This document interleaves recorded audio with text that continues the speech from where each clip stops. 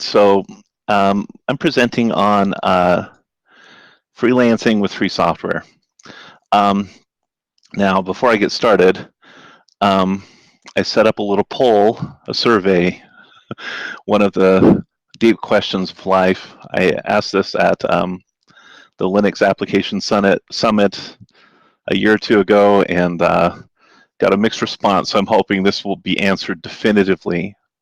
So if you get a moment, jump in that poll, answer that question for me. How do you pronounce the project? And we'll come back to that towards the end. So anyhow, what I intend to cover here is some background information about freelancing, free software, some context, and then we'll look at some concepts that are important when it comes to freelancing. And then finally, we'll look at we'll see how that looks in practice with a case study. And I'm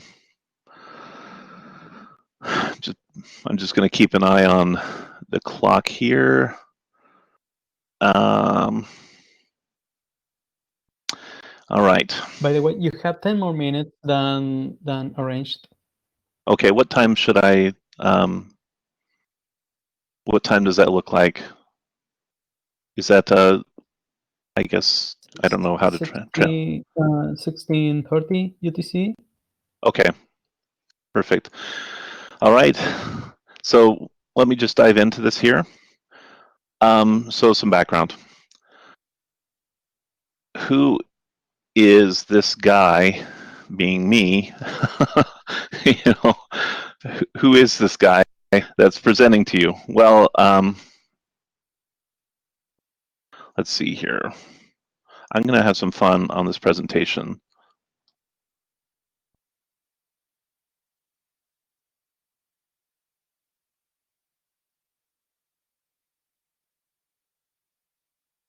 Amazing and humble guy. So for starters, I am the founder and creative director at Freehive. Let me see if I can get this screen sharing up, and I'll just show you real quickly what that means.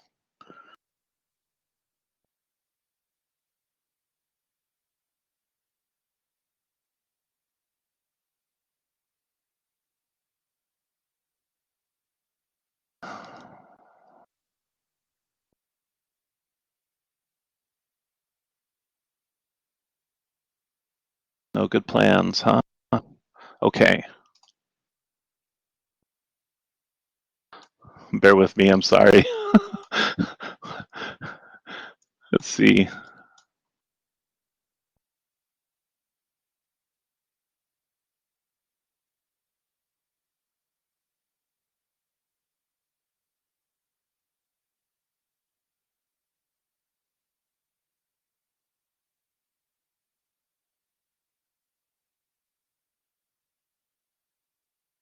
This is going to be the wrong screen, but bear with me just a second. I'm sorry. Apparently, if I'm doing this work in Firefox, I can't share a Chrome tab or a Chrome window, so.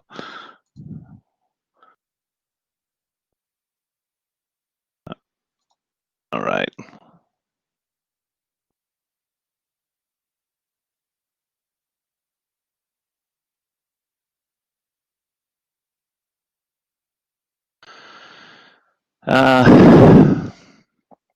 Well, that's not going to work. We'll try one more thing. Let's try this. I can't show you all the work we've done, but I'll show you a sample and see if this works, because I'm getting an error when I try to share browser window.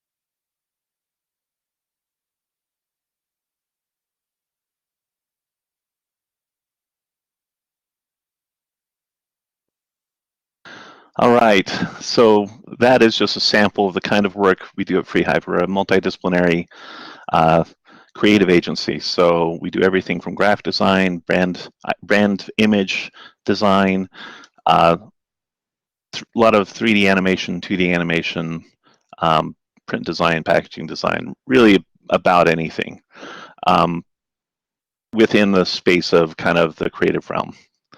Um, I'm also a contributor to the Inkscape project. About 3 years ago, I joined with a bunch of other people, and we started what came to be called the Inkscape Vectors, which is kind of a catch-all for a lot of the marketing outreach efforts within the project, some of the community management side of things.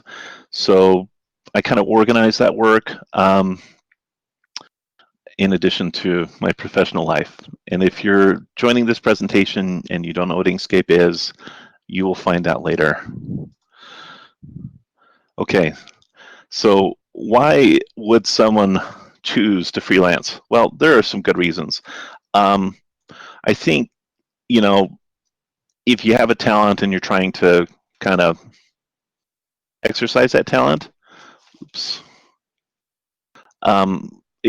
freelance is a great opportunity. Um, it's a great way to augment income if you have a full-time job. Um, you can create your own career path. Let's say you didn't go to school and you feel like you're kind of at a dead end. Well, if you can develop the skills, no one will ever ask you what degree you have if you can do creative work at a professional level. Um, Maybe you're in a circumstance where your hours or location are limited, and freelancing can give you a lot more freedom and opportunity that way. Um, and freelancing is a way to realize your own vision, and that's one of the reasons why I started Freehive. Is I had a certain way I wanted to do things, and this gives me the opportunity to do that. Now, Freehive has grown beyond freelancing, but it applies essentially the same. Be your own boss. Okay, I put that on there so I could cross it off. um, do not go into freelancing to be your own boss. It is. I hate when people say this. It is not at all accurate. What happens is you go from having one boss to having a dozen bosses. So that is not a reason to go into freelancing. So there you go. Um, what do I mean by free software? Hopefully, I'm sure most of you know what that means. The easiest way to explain it is it's not easy to explain other than we mean free as in freedom and not free as in beer. Now, I don't know anyone that gives away free beer, but that's how the expression goes. So free software um, is basically a term that kind of captures software that is licensed in a way that it respects your basically your individual liberty. You're not you're able to use it freely. You're able to do a lot more with it freely. Oftentimes, it's associated with a license that if you change it, that you need to keep it free. Um, this is a big topic. We can dive into this if there's some questions. Some terms you might see around free software is some will call it free software, but for obvious reasons that's confusing. So the term free open source software was created, but free is still a little bit ambiguous there. So some people say free Libre open source software with the unfortunate acronym of FLOSS. And at least I always laugh when I say that. So I usually say FOSS, but people can call whatever they want. Open source software. Okay, I put that on there just to get people riled up. Um, Technically, software can be open and not free, depending on how you define open.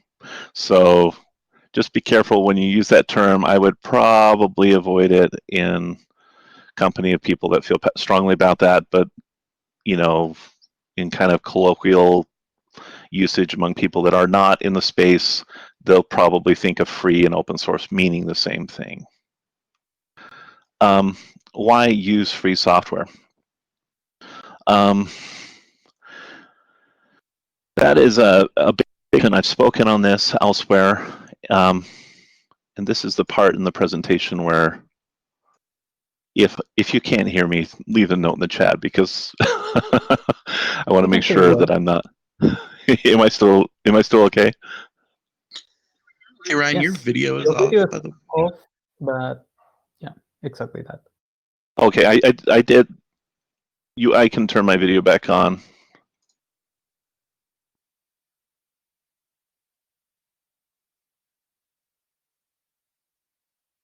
Okay, you can see my face. I turned it off to give you more real estate, but there's my face again. So, free software. Why free software? Well, I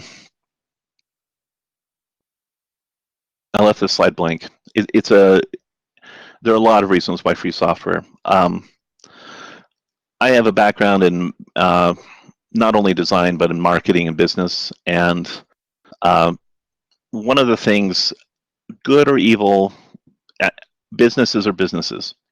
And the Venn diagram of their interests and the interests of their customers overlap, but to varying degrees. And so what kind of pushed me into the space was some changes within the Adobe ecosystem. I've been using Adobe software since, I think, Photoshop 2 or 3 in the mid-90s. At a certain point, they stopped providing software with what was called a perpetual license, which meant you could buy it, you could buy a license, you didn't technically own it, but you could use that software in perpetuity, forever. You didn't have to upgrade. Now, what happened is, that creates some problems for a business, especially as a business's software matures. The benefit of that software and the advancement of that software is much more dramatic early on. And as the software gets more mature, the improvements are much more incremental. They're much smaller. And so what happens eventually is that your upgrades become less valuable to people. And so if your model is such that you offer a perpetual license that doesn't require somebody to upgrade, eventually people are going to stop upgrading. They're just going to wait longer and longer cycles, and that's not good for a business that needs to make money.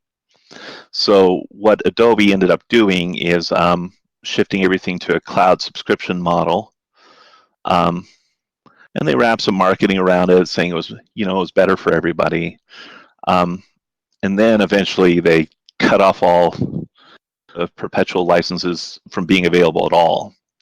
And then they had a lawsuit and said, you can't use those perpetual licenses anymore. You might be sued by a third party.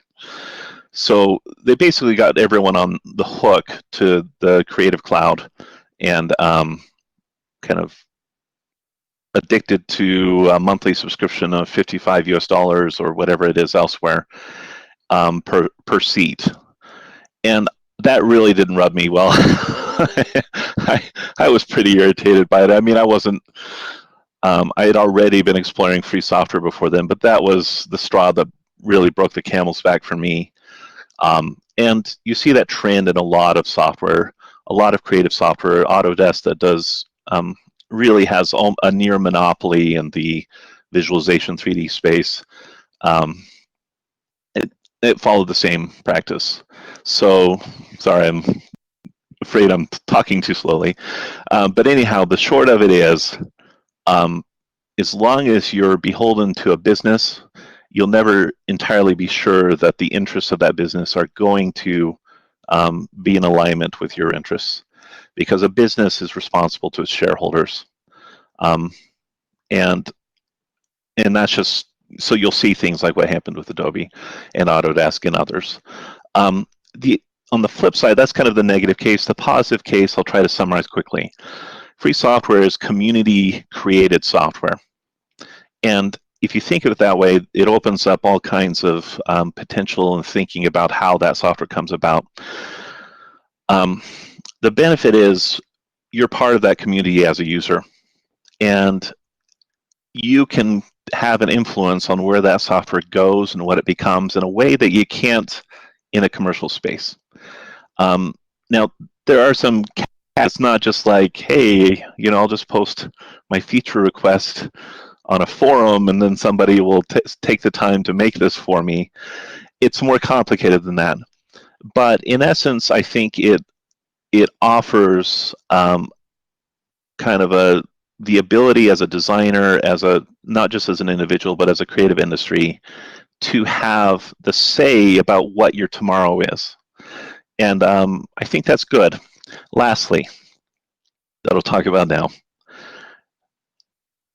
it is free to use, but it comes with the whole Spider-Man saying, with great power comes great responsibility. Well, with great freedom comes great responsibility. It only survives based upon giving back. Now, the benefit is you're not just giving back to yourself, you're giving back to the world. Free software is made available to anybody, and that has kind of a personal thing for me, because I didn't come from a background where I would have had, and in the spectrum of opportunities, I'm not saying I'm on the lower end of the spectrum, but even where I was, the opportunities were somewhat limited for me to purchase software. And I didn't have free software when I was younger. I was fortunate to have mentors and peers that were able to get that and introduce me to those things, but it's good for the world. So I'll leave it at that. We can come back to it later. Okay, so some concepts. We'll try to speed through these. I think my goal is to leave enough time for questions, because I'm not sure where the interest in this audience will lie. Okay, choosing discipline. Now, this is maybe worded poorly. Chances are you won't choose one of these, but just to give you an idea, there are a lot of different avenues within this kind of creative freelancing space that one can go down. Graphic design, I think people are familiar with.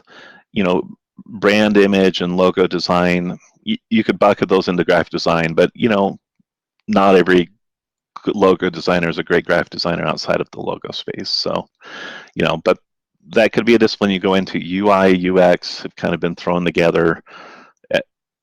Technically distinct. They used to be different. Now they're the same. I don't. You can talk to a UI UX person, but that has to do with app interfaces, application interfaces primarily, and which is UI, user interface. UX is user experience, thinking about the larger experience. It's more of the why than the visual part of the design. Illustration, illustration, photography, those are subsets within a lot of other practices, but if you're a great illustrator, there are a lot of potential avenues. Web design, motion graphics, 2D, 3D. I'll leave it at that. There are a lot of different paths. And this next slide is really about developing your skills. That is going to be a little bit dependent, but I'll say this. There is value to institutionalized learning. I personally studied architecture. So now that is a design discipline, and it had a huge influence on me as a whatever I call myself designer now. But it is not a prerequisite. Like I might have mentioned earlier, this is really a meritocracy of fields, at least as a freelancer. If you're a good artist, no one will ask where you got your degree.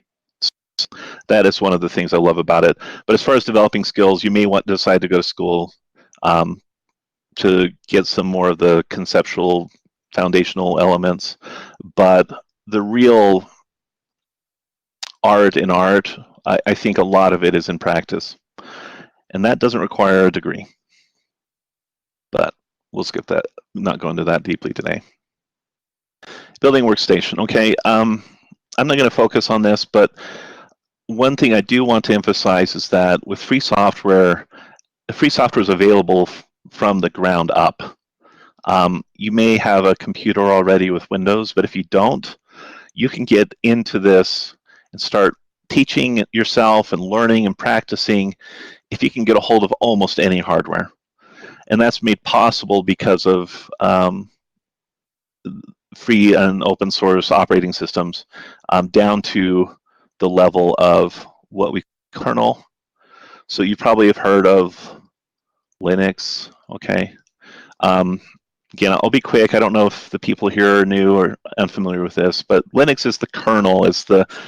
Think of the kernel in an apple. It's the core of an operating system. It's basically the part that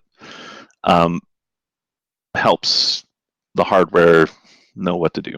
I'm not describing that very eloquently, but it's kind of that really deep down speaking to the specific hardware within your machine.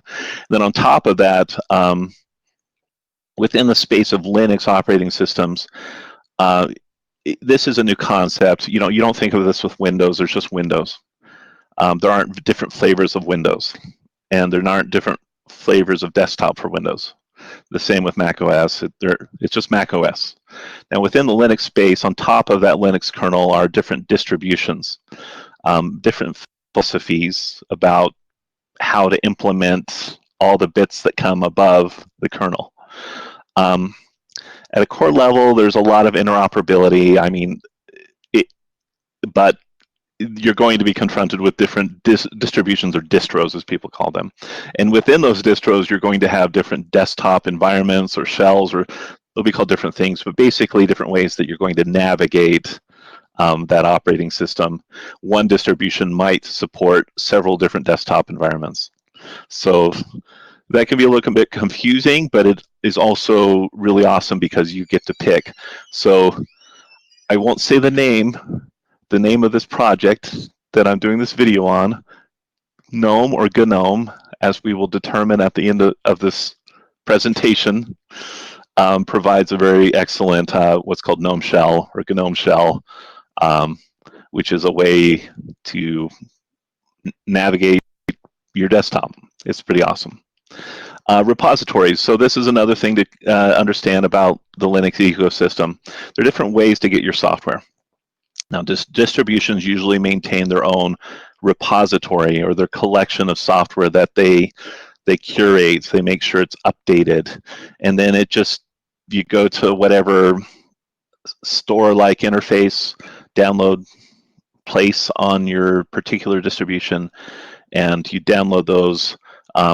The repositories maintained by your distribution are, depending on the distribution, sometimes the software is updated very regularly, sometimes it's not. So there are different arguments. We won't get into that. Additionally, there are these new cool ways to install software outside of your distribution's repository. Flatpak is one. Snaps, app images are similar-ish. But there are ways that you can just have kind of an additional repository that has different ways of running that software on your computer. So that's what a repository is. Packages, we don't need to get into, but for all intents and purposes, we'll think of packages as being somewhat synonymous with apps. It's basically the collections of all the bits to get an application running. So there are some basic terms that you might run into. And as anyone can correct me at the end of this if I've misspoken. Okay. Oh boy. I'm going to breeze because I want to show you how this in practice. So the free software that's available. Inkscape. Inkscape in its most basic form is a vector graphics application, a vector editor. Now, a vector graphic is a graphic that is mathematically generated, versus raster graphics, which are pixels. So you zoom into a vector graphic and it never degrades in sharpness the closer you zoom in, whereas a raster image, it has a resolution. And so if you zoom in, it gets a bit more pixelated and blurry. But Inkscape is incredibly valuable. I use it not just for logo design, for a lot of layout work, which is what you're seeing here. This is a website layout that I've done, and I do all my website layouts. Okay, Blender.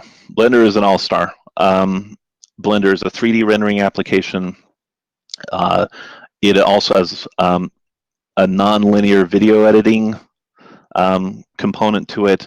It also has some visual effects capabilities, compositing. It is super awesome. Hopefully I'll get to show you a little bit more how I use that. GIMP. GIMP is the raster graphics editor, the photo editor that I use for a ton of things. Think of it like, everyone knows what Photoshop is. GIMP is better because it's respects your freedom. So,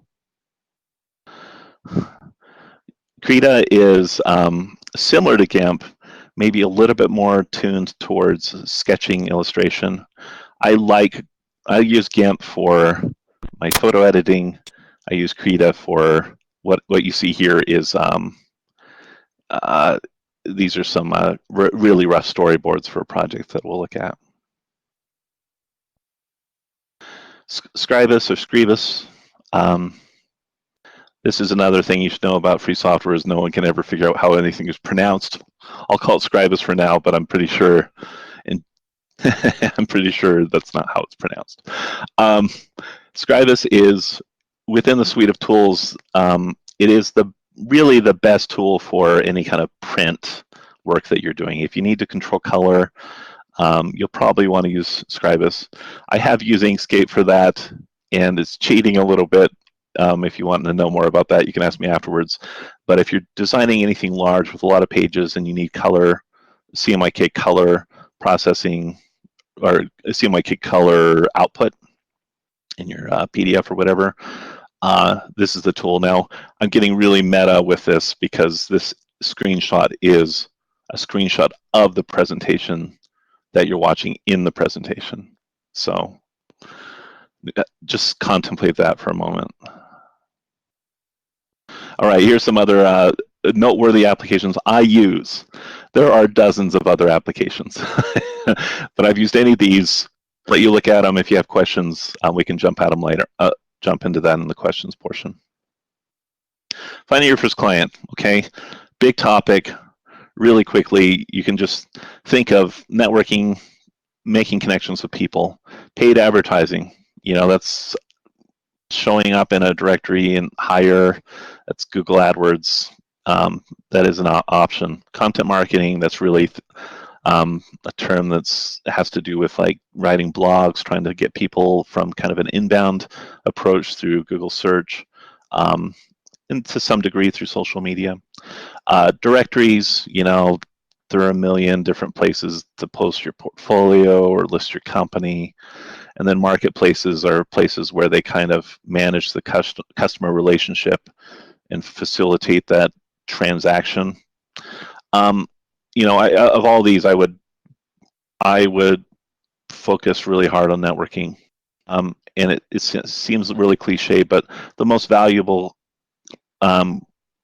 clients that you'll get in the long run are people that you have a strong relationship with.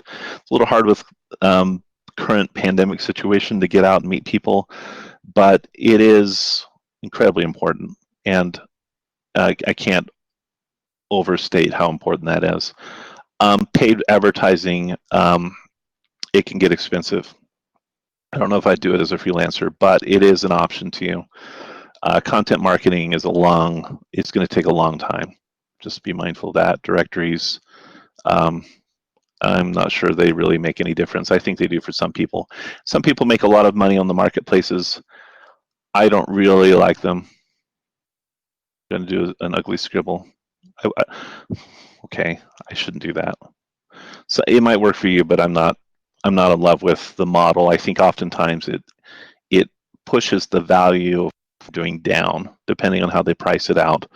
And I'll talk about pricing strategy here now. Ryan, quick reminder, we have 10 more minutes. Okay. My goodness. Okay. I'll be really fast because I want to show you some work. what should you charge? You should charge what somebody's willing to pay. Just don't ever get that out of your head. It's not immoral to charge somebody that's willing to pay $2,000 because it provides $2,000 plus in value to them, $2,000. This is really hard for designers. It is not a function of what you think your value is in terms of time. It has everything to do with what the value is to the person you're selling to. Now, the trick is figuring out how to determine what the value is that your customer might have in that and get as close as you can to it.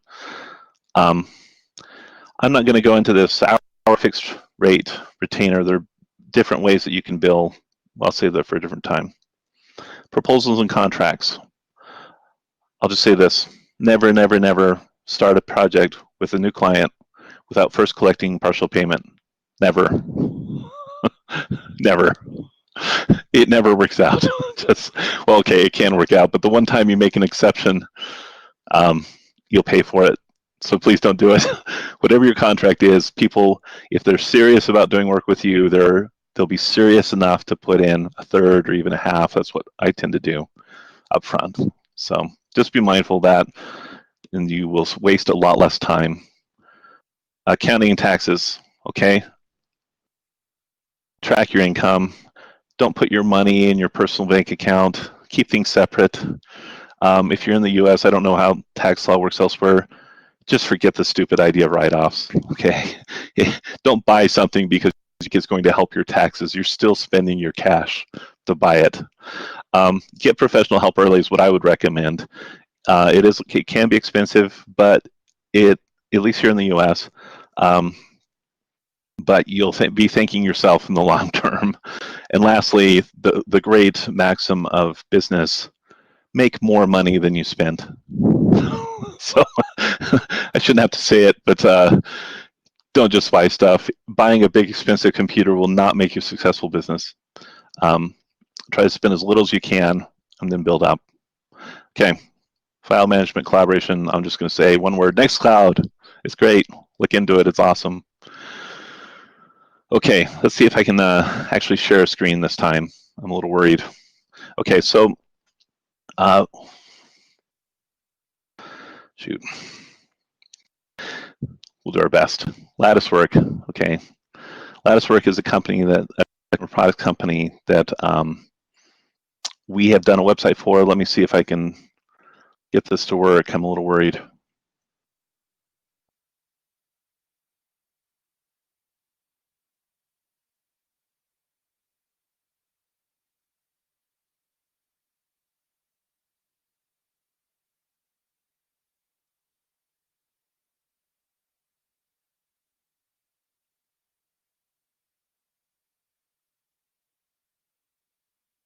Yay, it works.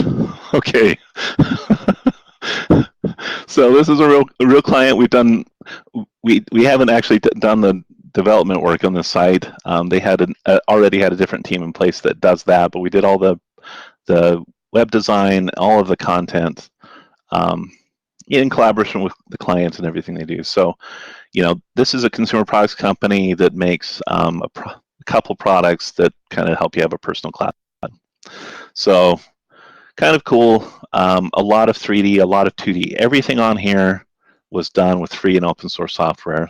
From this video down to this animation, down to these nifty things, this little animated mabob, these background images. There, just so you know, there are no,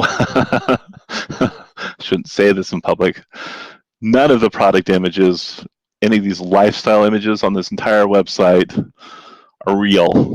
They're all stock people, and we composited the products into these shots. You can probably tell now that I told you, but most people can't beforehand. I can design everything. So this is a cool client. I want to show you something real quick.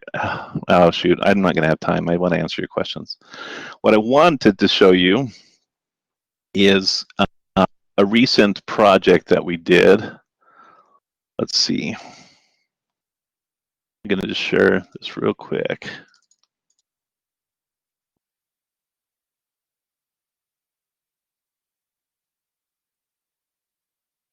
So this is an App Store animation that we they started kind of wanting to closely mimic someone else's App Store thing, and and this happens as a designer, and a good designer will say, okay, let's do that, but let's make it better. And so this is an animation that kind of came out of the desire for a few screenshots of their application. And I'm going to show you real quickly what some of the places where this could be really quick. FSpy.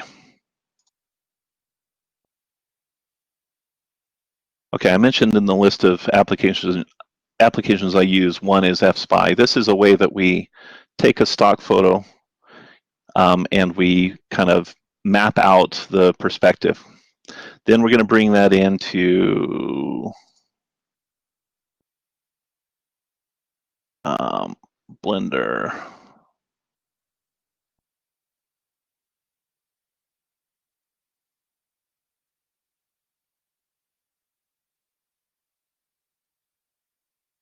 Okay, so here's Blender.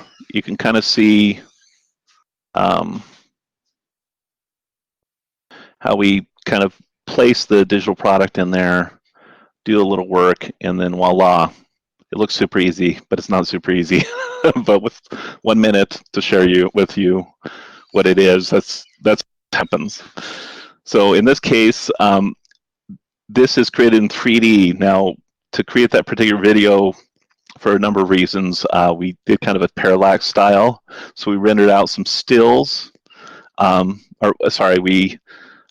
took flat images and kind of laid them out. Let me show you real quick how that looks.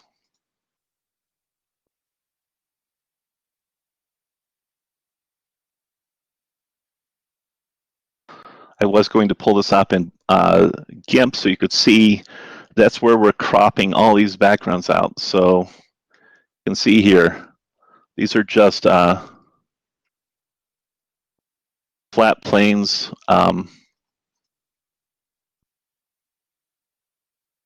Cropped in GIMP. And then, let's see. We did all you saw a little preview of it earlier. Before we even got to this point, we did some work in Krita, sketching this out real roughly. The interface of the phone you see in the video, it wasn't high enough resolution from the mock-ups. We're working off of mock-ups because technically that app isn't on the market yet. But so we had to kind of recreate a lot of those in Inkscape.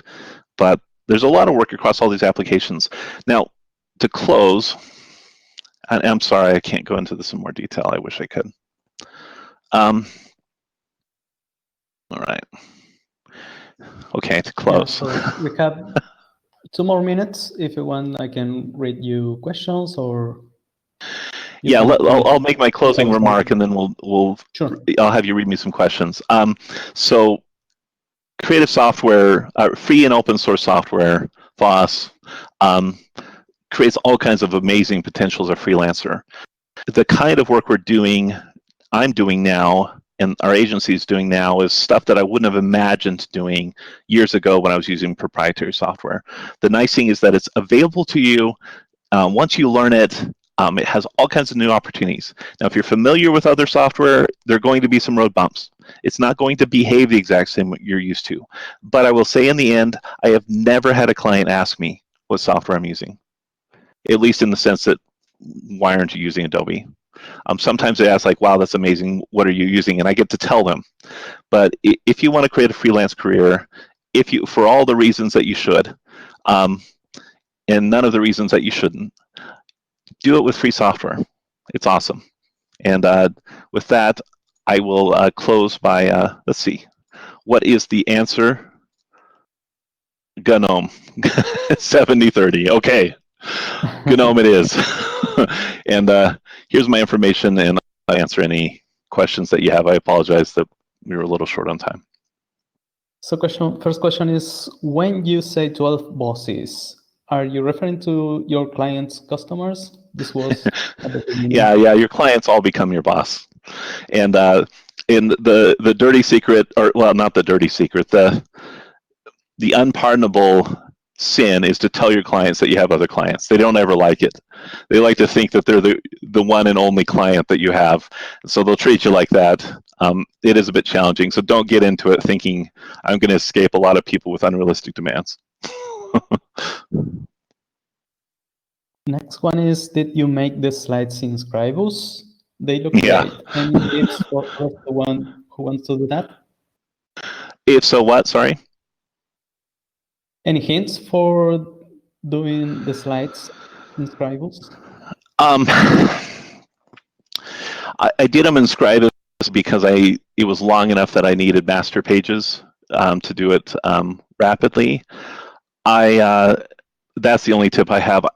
I'll be honest, Scribus is a little bit challenging. You have to really get used to using it. It has its own way of doing things. So I don't have any good tips, but master pages are great. Maybe related to that, the third one is, when evaluating tools for work, do you have a system to balance ethics, freedom versus features?